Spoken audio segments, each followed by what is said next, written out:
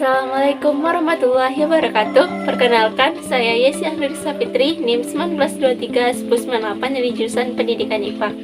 Pada video kali ini, kita akan membahas tentang konsep kepemimpinan dalam organisasi. Jika kita membahas tentang kepemimpinan, maka tidak asing lagi dengan kata leadership. Ada beberapa teori yang membahas tentang teori-teori kepemimpinan. Namun, ada 3 teori umum yang membahas tentang teori kepemimpinan atau leadership ini. Yang pertama yaitu teori genetis. Teori genetis yaitu teori yang menyatakan bahwa kepemimpinan berdasarkan atas faktor keturunan, di mana seseorang yang baru lahir telah membawa sifat-sifat kepemimpinan dalam dirinya. Namun di sisi lain, teori genetis ini juga mengatakan bahwa kepemimpinan atau sifat-sifat pemimpin tersebut tidak diturunkan pada silsilah, yaitu contohnya pada silsilah kerajaan. Yang menjadi raja pada sebuah kerajaan tersebut merupakan anak dari raja sebelumnya. Yang kedua yaitu teori sosial. Teori sosial mengemukakan bahwa sifat-sifat kepemimpinan dibentuk oleh lingkungan dari seseorang tersebut. Maka teori ini mengindikasikan semua orang dapat menjadi pemimpin. Yang ketiga yaitu teori ekologi. Teori ekologi ini merupakan gabungan dari teori genetis dan teori sosial, di mana seseorang telah memiliki sifat-sifat kepemimpinan dari lahirnya, kemudian didukung oleh lingkungannya untuk mengasah dan meningkatkan sifat-sifat kepemimpinannya tersebut. Setelah membahas tentang teori-teori kepemimpinan tadi, maka kita lanjut membahas tentang pengertian dari kepemimpinan itu sendiri. Yang pertama, menurut Edwin Tate, dia mengatakan bahwa kepemimpinan merupakan kemampuan seseorang dalam mempengaruhi orang lain agar melaksanakan tugasnya dan tercapainya tujuan. Sedangkan menurut Sutarto mengatakan bahwa kepemimpinan merupakan kemampuan seseorang dalam mempengaruhi orang lain dalam situasi tertentu agar mau bekerja sama. Selain itu, menurut Terry dan Franklin, mereka mengatakan bahwa kepemimpinan merupakan hubungan erat dalam diri seseorang dalam mempengaruhi orang lain agar mau bekerja sama dalam melaksanakan tugas.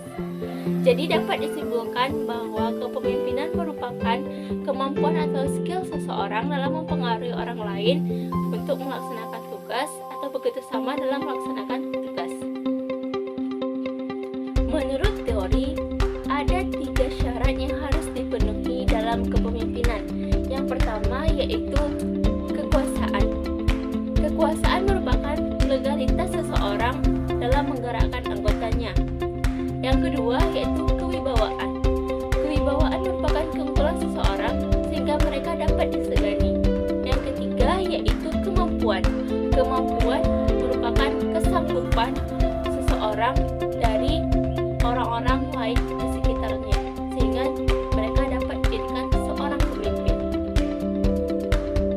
Ada sebuah statement mengatakan bahwa seorang pemimpin mereka harus memiliki kelebihan atau keunggulan dari orang-orang yang dipimpinnya dimanapun dia berada.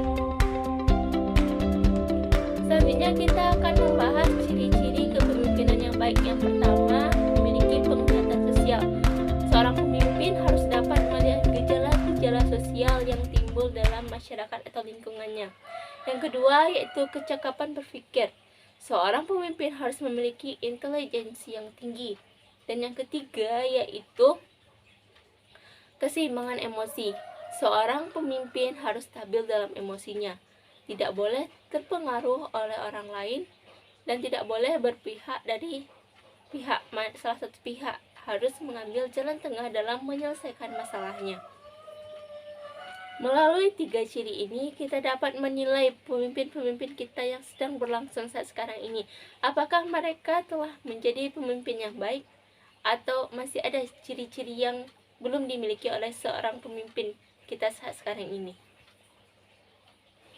Nah, di sini kita telah berada pada pembahasan terakhir yaitu konteks persamaan dan perbedaan dari kepala dengan pemimpin. Kepala merupakan seseorang yang diangkat berdasarkan peraturan tertentu oleh atasannya yang berwenang untuk mengepalai sebuah kantor atau bertindak berkuasa. Sedangkan pemimpin yaitu seseorang yang dipilih oleh kelompoknya dikarenakan dia memiliki kelebihan-kelebihan atau sifat kepemimpinan yang lebih dari anggota-anggota kelompoknya. Dia, seorang pemimpin tersebut, diberi hak-hak istimewa karena mereka memiliki kelebihan dari anggota-anggotanya. Jadi, garis besarnya perbedaan dari kepala dengan pemimpin yaitu kepala mereka diangkat, sedangkan pemimpin mereka dipilih.